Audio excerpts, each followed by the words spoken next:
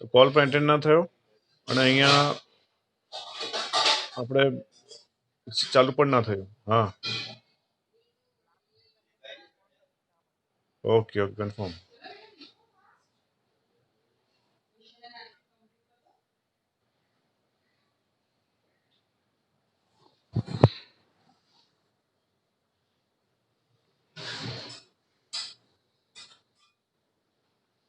Okay, ચલો now see here statistics chapter 1. Okay, collection of data. Okay, બરાબર.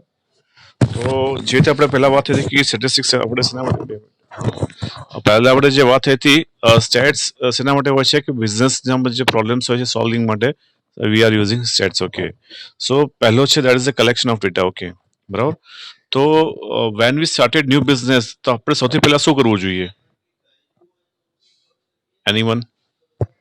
આપણે જ્યારે બિઝનેસ સ્ટાર્ટ કરીએ, ઓકે, તો સૌથી પહેલા આપણે શું કરવું જોઈએ?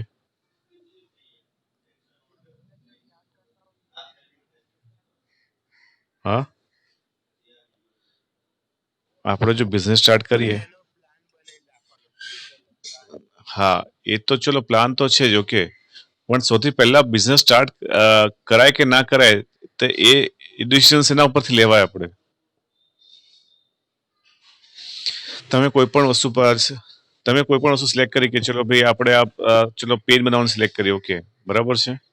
તો પેન બનાવવા માટે આપણે સિલેક્ટ કર્યું, ચલો આપણે પેન બનાવીશું. ઓકે, પણ હવે આપણે આગળ પછી આગળ એ પેનનું મેન્યુફેક્ચરિંગ કરાય કે ના કરાય એ ડિસિઝન્સ આપણે શેના ઉપરથી લઈશું?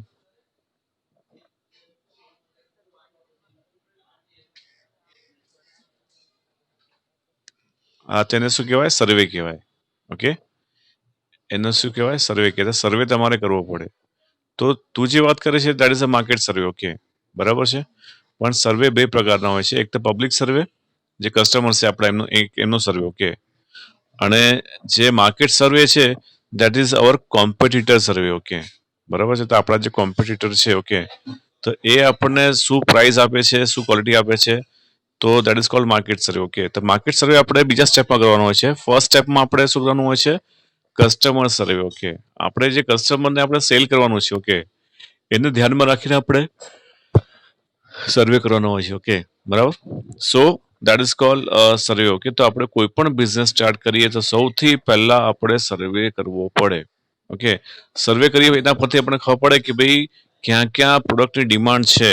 ઓકે, અને ક્યાં ક્યાં કસ્ટમર્સની જે લાઇક્સ ડિસલાઇક્સ છે. ઓકે, ક્યાં ક્યાં અલગ અલગ છે. ઓકે, તો કેવું હોય છે કે number of groups, number of class, okay, number of સોસાયટીમાં અલગ અલગ લાઇક ડિસલાઇક્સ હોય. ઓકે, બરાબર છે. ઘણાને ગોલ્ડ જ્વેલરી ગમતી હોય, ઘણાને ડાયમંડ ગમતા હોય. ઓકે, સો અલગ અલગ બધાની ચોઈસ હોય છે. ઓકે, તો એ પ્રમાણે તમે જે પ્રોડક્ટ બનાવો છો તો એમાં અલગ અલગ ચોઈસ હોઈ શકે. ઓકે, બરાબર છે. આપણે ઘણી વાર વાત કરીએ કે ભાઈ મિસ્ટર એક્સે બિઝનેસ સ્ટાર્ટ કર્યો, ના ચાલ્યો, આટલું નુકસાન થઈ ગયું. ઓકે, બરાબર.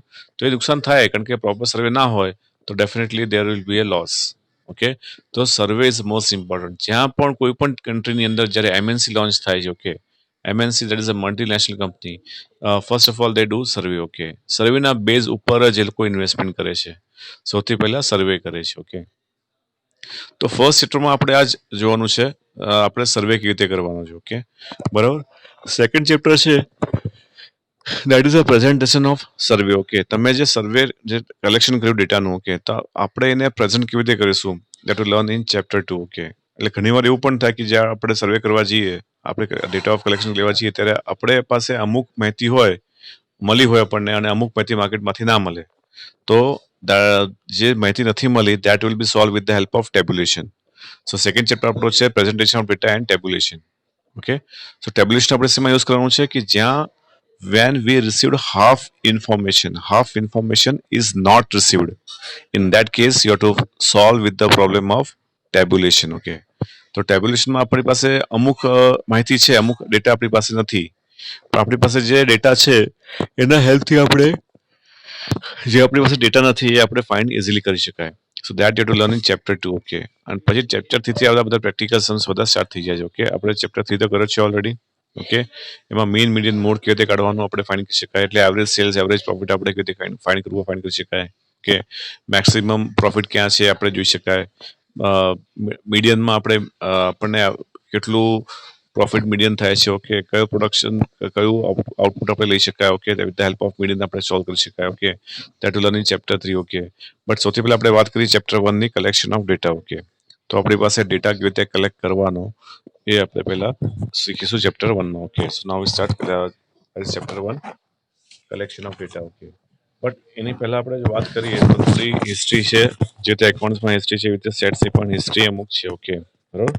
તો અહીંયા જે સ્ટેટિસ્ટિક્સ છે, ઓકે, તો યુઝ થયું હતું સૌથી પહેલા 1321 296 BC, ઓકે. આ તો આપણે BC ની વાત કરીએ છીએ, ઓકે. એડી પછી આવ્યું, પહેલા BC આવ્યું પછી એડી આવ્યું, ઓકે. તો અત્યારે આપણે એડીમાં છીએ, બરાબર. આપણે BC ની વાત કરીએ છીએ. 321 આ રિવર્સમાં જાય છે ઓલવેઝ.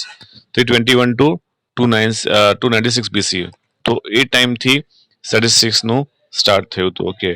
સો ઇને અકબરીમાં જે હતું Mughal empire in the year 1596 to 1597 AD, ત્યારે પણ સ્ટેટિસ્ટિક્સનો ઉપયોગ એ લોકોએ વધારે કર્યો હતો, ઓકે.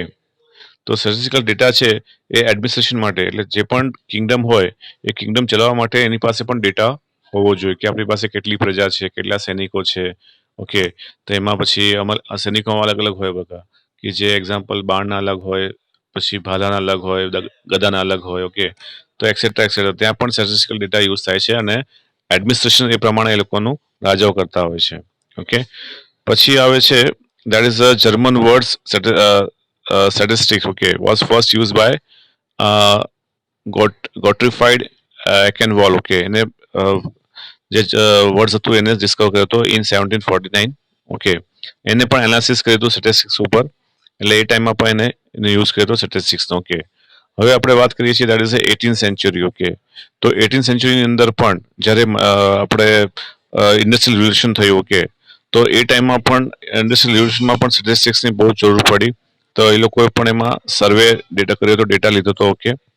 સો એના ઉપર છે that is a Encyclopaedia Britannica in 1797, okay. તો એ ટાઈમે પણ સ્ટેટિસ્ટિક્સનો ઉપયોગ થયો હતો in the 18th century, okay. પછી અહીંયા આપ્યું છે initial result on probability theory was found in 17th century and 18th century.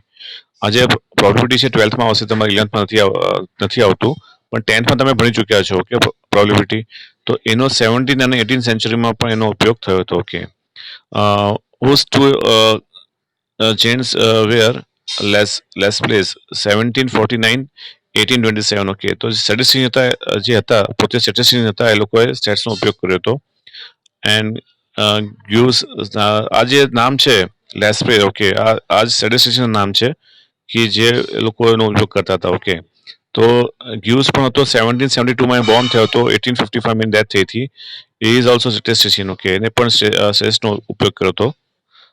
The first statistical body the royal statistical society was founded in 1834 AD in London, okay. તો જે first royal statistical society હતી એ found થઈ હતી 1834 ADમાં લંડનમાં, okay. અને પછી આપણે વાત કરીએ છીએ 18 અને 19 અને 20th સેન્ચુરીનો, okay.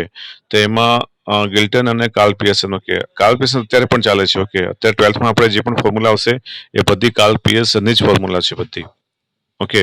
So is also one of the renowned statistician, okay. He founded many formulas to solve the current problem, okay.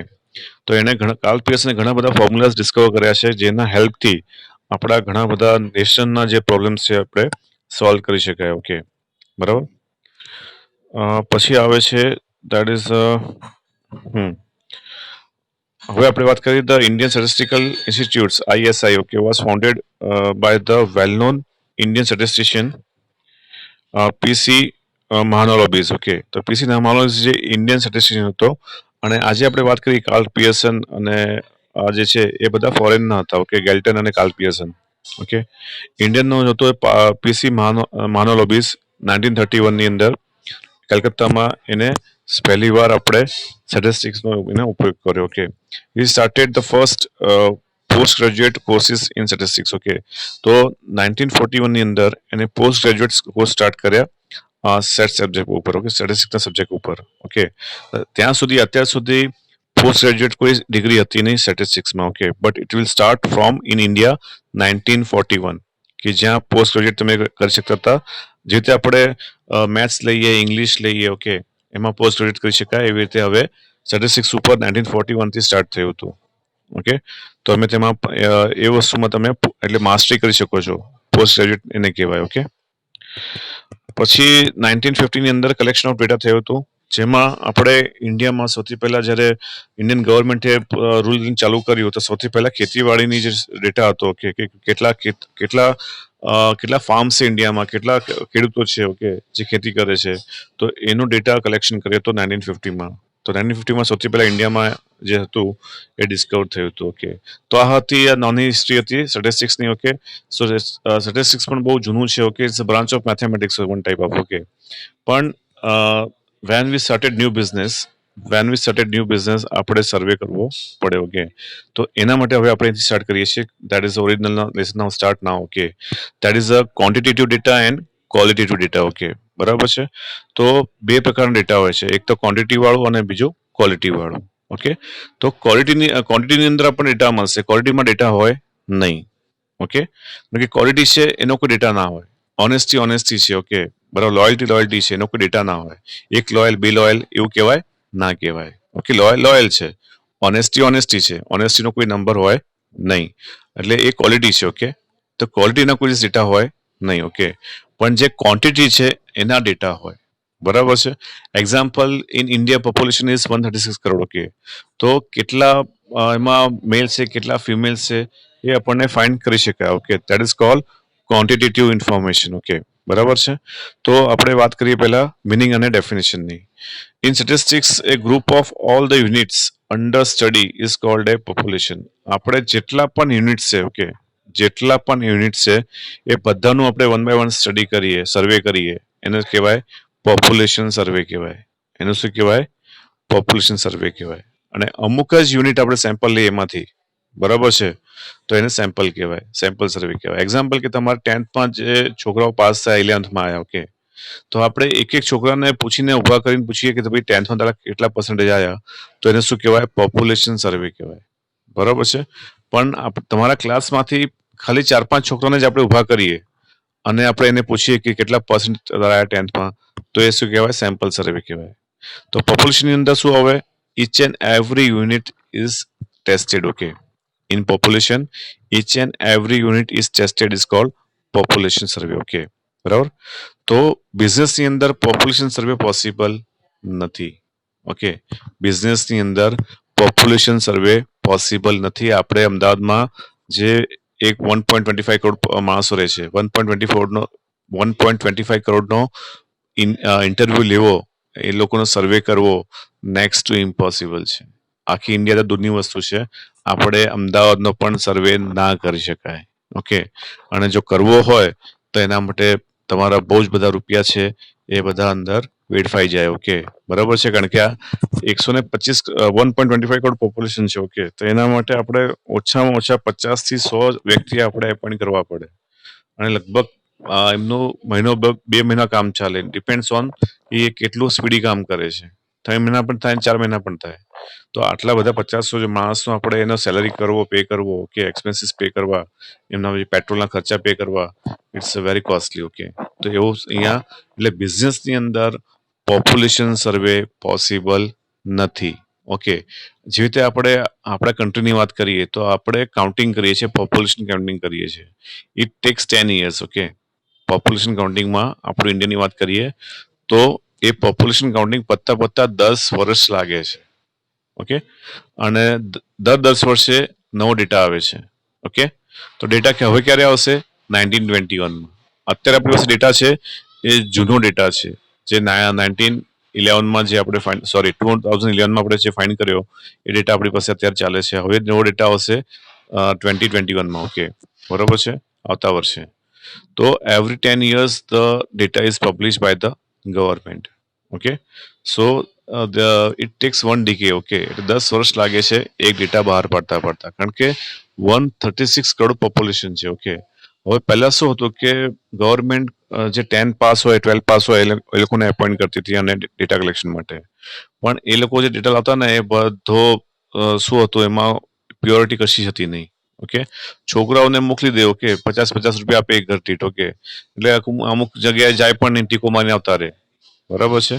તો એના બેઝ ઉપર ઇન્ફોર્મેશન આપણે રખાય નહીં, એટલે ગવર્મેન્ટે શું કર્યું, ટીચર્સને એપોઇન્ટ કર્યા. એ લોકોએ એક ટીચર ખાલી 10 સર્વે કરશે દિવસમાં, એક ટીચર 10 સર્વે કરશે, ઓકે. એનું જે એલાઉન્સ છે એ તો એને એલાઉન્સ મળશે, પ્લસ સેલરી તો એને ચાલુ જ છે, ઓકે. તો એલાઉન્સ એને એક્સ્ટ્રા મળશે, એક્સ્ટ્રા કામનું, ઓકે. બહુ મોટું ફોર્મ હોય છે આનું, પોપ્યુલેશનનું, કેટલા મેમ્બર્સ હોય છે, એમની એજ શું હોય છે, એમને કોઈ રોગ છે કે નહીં, એક્સેટ્રા એક્સેટ્રા, એની ઇન્કમ શું છે, સેવિંગ શું છે, એ બધું બહુ મોટું ફોર્મ હોય છે, ઓકે. તો હવે એ form fill up by only by teachers, okay. તો પછી જે ડેટા, હવે એક્ઝામ્પલ કે આપણે વાત કરીએ અત્યારે મેં તમને કે ઇન્ડિયન ગવર્મેન્ટ આટલો બધો ખર્ચો કરે છે ડેટા ઉપર, કેમ કરે છે, એનું શું કારણ?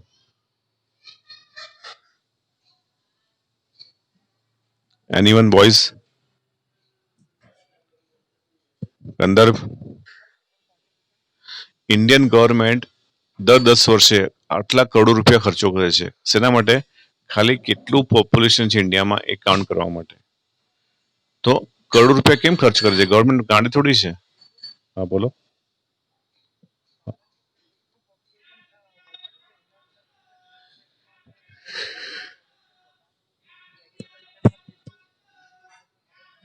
હા, એ 20% રાઈટ છે, ઓકે. 80% હજી બાકી છે.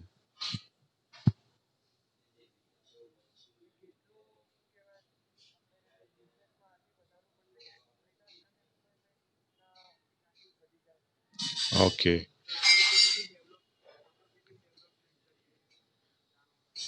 ઓકે. તો આ ઘણા બધા પોઈન્ટ્સ છે જેના માટે આપણે ટોટલ કરતા હોઈએ છીએ, ઓકે, આખું પોપ્યુલેશન સર્વે કરતા હોઈએ છીએ, ઓકે. તો એક રીઝન એવો છે કે સૌથી પહેલા તો આપણું પોપ્યુલેશન કેટલું છે એ જાણવા માટે પહેલો મોટો રીઝન, ઓકે. પછી એ પ્રમાણે તમારે ફૂડ ગ્રેન્સની જે રિક્વાયરમેન્ટ છે, ઓકે. કારણ કે જો કોઈ પણ માણસ ભૂખ્યું ઊંઘે રાત્રે તો એ સરકારની જવાબદારી છે. આમ તો લીગલી ભૂખ્યું ઊંઘવું ના જોઈએ જ, ઓકે, બરાબર છે. દરેક માણસને ઘર જોઈએ. That is the primary duty of the prime minister of India, okay. કોઈ પણ માણસ પાસે ઘર ના હોય કે કોઈ પણ માણસ પાસે ખાવાનું ના હોય તો એની રિસ્પોન્સિબિલિટી ગવર્મેન્ટની હોય, ઓકે. હવે તમે જો કે જે વેલફેર કન્ટ્રીઝ છે, જેવી રીતે કેનેડા છે, બરાબર છે, ન્યુઝીલેન્ડ છે, ઓકે. તો એમાં એવું છે કે સપોઝ કોઈ માણસ પાસે કામ ના હોય તો એને ખાલી હાથ ઊંચો કરવાનો છે અને કહેવાનું કે મારી પાસે કામ નથી, મને પૈસા આપો. તો ગવર્મેન્ટ એને 2 ટાઈમ ખાવા પીવાના રહેવાના ભાડું તમે આરામથી ભરી શકો, ફ્લેટમાં આરામથી રહી શકો, અને એ પણ સારા એરિયામાં, ઓકે, બરાબર છે. અને પ્લસ તમે કપડાં લઈ શકો, એટલા પૈસા ગવર્મેન્ટ દર મહિને આપતી હોય છે, બરાબર છે. But they are welfare states, okay. જે વેલફેર સ્ટેટ્સ હોય છે એ લોકોને જ આ બધી ફેસિલિટી મળે છે, બરાબર છે. તો ઇન્ડિયામાં હજી આપણે અહીંયા નથી, પોસિબલ નથી. પણ અહીંયા આપણે એવું છે હવે ચાલુ કર્યું છે કે જે મા બાપ હોય એની પાસે કોઈ છોકરો ના હોય, ઓકે, તો એનું કોઈ કરવાળું ના હોય તો એને કંઈક 1,000 રૂપિયા ગવર્મેન્ટ આપે છે પર પર્સન પર મંથ, ઓકે. જેમની એજ એબોવ 60 છે, ઓકે, અને કંઈ પણ કામ કરવાના લાયક રહેતા નથી, એવા વ્યક્તિને ગવર્મેન્ટ હવે 1,000 રૂપિયા આપે છે પર પર્સન, ઓકે. જેથી એ 2 ટાઈમનું ખાઈ શકે અને એક જોડી કપડાં લઈ શકે, બરાબર છે. તો હજી રેન્ટ તો અંદર ઇન્ક્લુડ થયું નથી, કારણ કે ભાડું ભરે તો પતી જાય, ઓકે, એમાં, ઓકે. સો અહીંયા આપણે વાત કરીએ છીએ શેની? હા, કલેક્શનની, ઓકે. આપણે જે ગવર્મેન્ટ છે આટલું કેમ કાઉન્ટ કરે છે? બીકોઝ ઓફ ફર્સ્ટ રીઝન કે ભાઈ જે ફૂડ પ્રોડક્શન થવું જોઈએ, ઓકે, આમાં રોટી કપડા મકાન આ ત્રણનું સપ્લાય તો હોવું જ જોઈએ. જેવું પોપ્યુલેશન વધે છે એ પ્રમાણે રોટી કપડા મકાન આપવાની જવાબદારી કોની છે? ગવર્મેન્ટની છે, ઓકે. જો રોટી કપડા મકાન ના આપી શકે તો ગવર્મેન્ટ રૂલ કરવાનો કોઈ અધિકાર નથી, ઓકે, બરોબર છે. આમ કહેવાય છે, તો ઇન્ડિયા છે, બધું ચાલે છે, ઓકે, બરોબર. અહીંયા સો પહેલી ગવર્મેન્ટ ડ્યુટી છે રોટી કપડા મકાન સપ્લાય કરવાની, પ્લસ જે પણ કન્ટ્રી હોય એનું પોપ્યુલેશન હેલ્ધી અને વેલ્ધી હોવું જોઈએ, ઓકે. એટલે 5 યર પ્લાન્સમાં પહેલા ગવર્મેન્ટે શું કર્યું? પોલિયો નાબૂદ કરી નાખ્યો, ઓકે. હવે આપણને પોલિયો જોવા મળે નહીં, કોઈ પણ છોકરાને પોલિયો થયો એવો તમને જોવા મળશે નહીં. બાકી પહેલા તો એવા હતા કે તમને 10 છોકરાઓમાં 2 છોકરાને પોલિયો હતો પહેલા, ઓકે. પણ હવે એ જળમૂળમાંથી પોલિયો કાઢી નાખ્યો ઓકે ગવર્મેન્ટે, કારણ કે because of giving free dose okay, free vaccine okay. તો પોલિયોની ફ્રી વેક્સિન ગામડે ગામડે ઘરે ઘરે પહોંચાડી છે અને પોલિયો ફ્રી કરી નાખ્યું. બરાબર છે. બીજું છે અત્યારે ચાલે છે, શેનું ચાલે છે અત્યારે તમને ખબર હોવી જોઈએ. અત્યારે ટીબીનું કેસ ચાલે છે ઓકે. હવે ટીબી છે ગવર્મેન્ટે લીધું છે હાથમાં કે ટીબી જડમાંથી આપણે કાઢવાનું છે, તો એની પણ વેક્સિન્સ, એને પણ ઇન્જેક્શન્સ, એની પણ દવાઓ તમને ગવર્મેન્ટ હોસ્પિટલમાં ફ્રીમાં મળે છે આજની તારીખમાં ઓકે. તો ગવર્મેન્ટ આવું કેમ કરે છે? What is the reason behind this?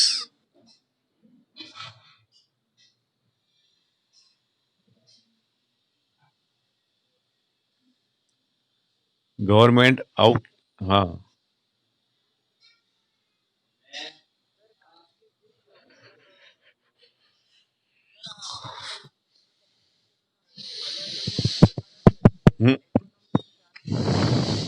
Yes yes okay, this main reason okay. જો આપણું, હા, યસ, આપણું જો કન્ટ્રી છે, આપણા જે માણસો છે હેલ્ધી નહીં હોય, વેલ્ધી નહીં હોય ઓકે, તો દેશ આગળ આવશે નહીં ઓકે.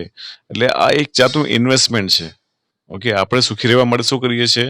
સેવિંગ કરીએ છીએ કે આપણે ફ્યુચર આપણું સેફ થાય ઓકે. એવી રીતે ગવર્મેન્ટ પોતાનું ફ્યુચર સેફ કરવા માટે શું કરે છે? ઇન્વેસ્ટમેન્ટ કરે છે.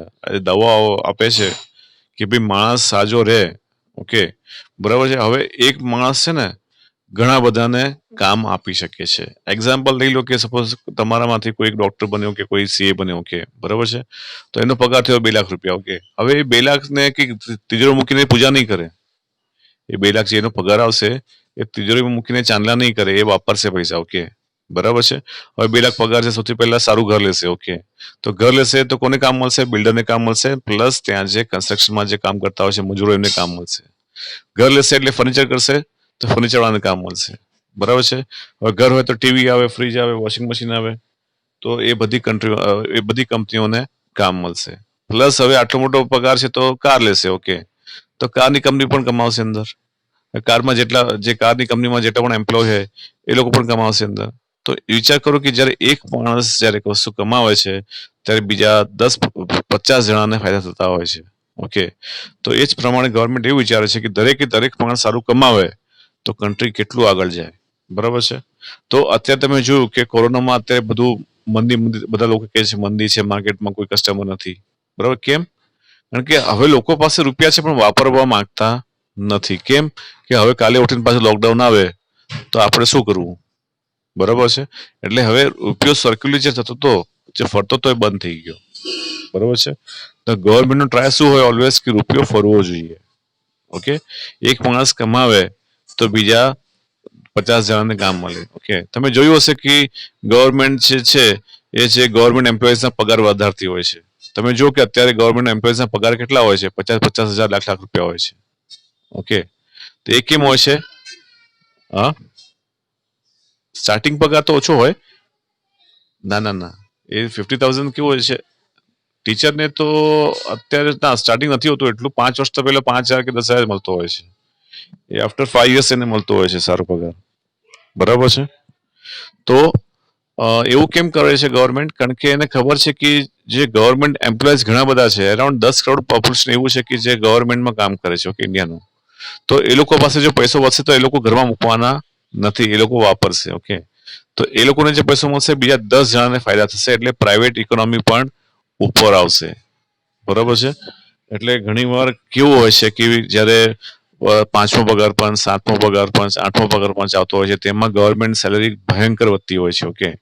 તો એ લોકો બિલ્ડર્સ જે છે, હવે બિલ્ડર્સને આ જે ગવર્મેન્ટ એમ્પ્લોઈઝ છે એ લોકો વધારે આશા હોય છે કે જે ગવર્મેન્ટના જો પગાર વધે તો એમનું સેલિંગ ઇઝીલી થઈ જાય ઓકે.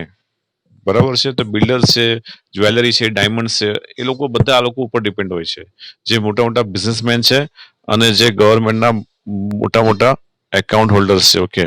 બરાબર છે. તો એ લોકો ઉપર ડિપેન્ડ હોય છે. બરાબર છે, બિઝનેસમેન વાળા. એટલે એ લોકોને સારું રહે છે કે ચલો ભાઈ આ લોકોનો પગાર વધશે તો આપણું કદાચ કોઈ સેલ આપણું થોડું ઘણું 10%-20% આપણું સેલ વધી જશે. બરાબર છે. એટલે જ્યારે એક માણસ કમાવે છે એનો બેનિફિટ બધાને મળે છે. એટલે ગવર્મેન્ટ શું કરે છે કે એનું નેશન હોય એ હેલ્ધી અને વેલ્ધી હોવું જોઈએ એનો ટ્રાય કરે છે ઓકે. કારણ કે એક જ્યારે હેલ્ધી વેલ્ધી માણસ છે બીજા 10 જણને કામ આપશે ઓકે. તો આજે દરેક માણસ જો હેલ્ધી અને વેલ્ધી હશે તો કેટલું આગળ જશે. જેવી રીતે અમેરિકા છે, ઓકે, તો અમેરિકામાં જો તમે હાર્ડલી 1% પોપ્યુલેશન હશે કે જે લોકોને તકલીફ હશે, ઓકે, બાકી 99% પોપ્યુલેશન બધા હેલ્ધી અને વેલ્ધી છે, ઓકે, બરાબર છે. અ, તો એવું ડેવલપમેન્ટ અહીંયા પણ થઈ શકે, પણ થોડી વાર લાગશે, બરાબર. પણ હવે ડેવલપમેન્ટ થતું જ, પણ અત્યારે પાછી બ્રેક લાગી ગઈ બીકોઝ ઓફ કોરોના, ઓકે, અને જે ખાલી ઇન્ડિયામાં નહીં, આખા વર્લ્ડમાં બ્રેક લાગી છે, બરાબર. તો ગવર્મેન્ટ શું કરશે કે જેટલા પણ ડિસીઝ છે પહેલા ડિસીઝને પહેલા મૂળમાંથી કાઢી નાખશે.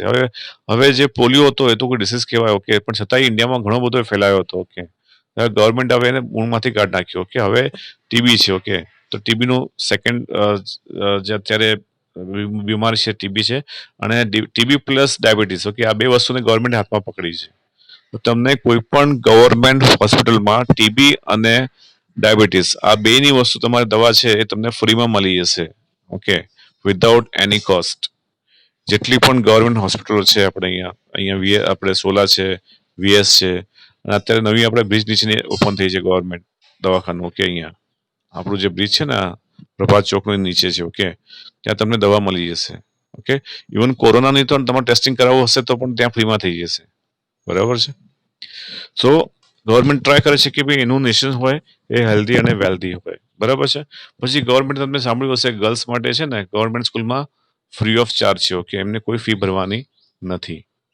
એવું કેમ ભેદભાવ? હા, ઓકે,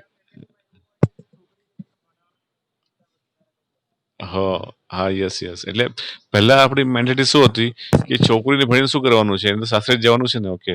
એટલે એ ફિલિંગ કાઢવા માટે ગવર્મેન્ટે છોકરીઓ એજ્યુકેશન ફ્રી કરી નાખ્યું. એટલે જેટલી પણ ગવર્મેન્ટ સ્કૂલો છે અમદાવાદમાં, ઓકે, એ લોકોએ બધાએ જેટલી પણ ગવર્મેન્ટ સ્કૂલો છે એમાં છોકરીઓને 0 રૂપીઝમાં ભણાવવામાં આવે છે, ઓકે, બરાબર છે. દેટ્સ વાય ગવર્મેન્ટ ઈચ્છે છે કે ભાઈ અહીંયા કેવું હોય છે કે જેટલા મેલ હોય છે એટલી ફિમેલ હોય છે, ઓકે, અને આ એટલું જ હોવું જોઈએ રેશિયો. એમાં પણ ગવર્મેન્ટ કંટ્રોલ કરે છે, ઓકે. જેટલા મેલ છે એટલી જ ફિમેલ હોવી જોઈએ, એમાં પણ ઓછું વધતું ના હોવું જોઈએ. આપણે અત્યારે જો ફિમેલ ઘટતી જાય છે, okay, that is the most dangerous thing, okay, બરાબર. તો ફિમેલ ઘટતી જાય છે એ પણ ના થવું જોઈએ. જેટલા મેલ્સ છે એટલી જ ફિમેલ હોવી જોઈએ. અત્યારે આપણે જો 1000નો આપણે રેશિયો ગણીએ તો 1000માં આપણી પાસે છોકરીઓ છે સમથિંગ 870 છે, ઓકે. હજી 130 દર હજારે ખૂટે છે છોકરીઓ, બરાબર. એટલે છોકરીઓની સંખ્યા પણ એટલી જ હોવી જોઈએ કે જેટલા મેલ્સ છે એટલી છોકરીઓ હોવી જોઈએ. તો હવે જો 50% પોપ્યુલેશન ભણે, છોકરાઓ ભણે, અને 50% પોપ્યુલેશન ના ભણે, છોકરીઓ ના ભણે, તો એ નેશન આગળ આવે નહીં, ઓકે. તો હવે એવું નથી રહ્યું, હવે ખાસો બધો ડિફરન્સ થઈ ગયો છે, ઓકે. હવે છોકરીઓ પણ આજકાલ ભણે છે, ઓકે. સો ગવર્મેન્ટનું આ પ્લાનિંગ હોય છે, ઓકે, બરાબર. તો આપણે તો હજી એક જ લાઈન પતી યાર એક લેક્ચરમાં. હવે આગળ આપણે વાત કરીએ, okay. So the total number of units considered in the population is called size of the population. Okay. હવે પોપ્યુલેશનમાં આપણે સાઇઝ કેવી રીતે કાઉન્ટ કરવી તો નંબર ઓફ યુનિટ્સ. ઓકે, જે રીતે આપણે વાત કરી ઇન્ડિયાની, ઓકે, પોપ્યુલેશનની, તો 136 કરોડ આપણું શું થાય સાઇઝ થાય, okay, that is the size of population. અને જેને આપણે ફાઉન્ડ કરી શકાય એને શું કહેવાય ફાઇનાઇટ પોપ્યુલેશન કહેવાય. જેને આપણે ઇઝીલી કાઉન્ટ કરી શકાય એને આપણે ફાઇનાઇટ પોપ્યુલેશન કહેવાય, okay. So if the number of units of population is finite says n, we call it as a finite population. તો જે પણ સેમ્પલ છે આપણે એને ઇઝીલી કાઉન્ટ કરી શકાય તો એને શું કહેવાય ફાઇનાઇટ પોપ્યુલેશન કહેવાય. એક્ઝામ્પલ કે તમારા 11 કોમર્સમાં number of boys and girls, okay, તો તમારા સ્કૂલની અંદર 11થમાં number of boys and girls એ આપણે ઇઝીલી કાઉન્ટ કરી શકાય. Time is over.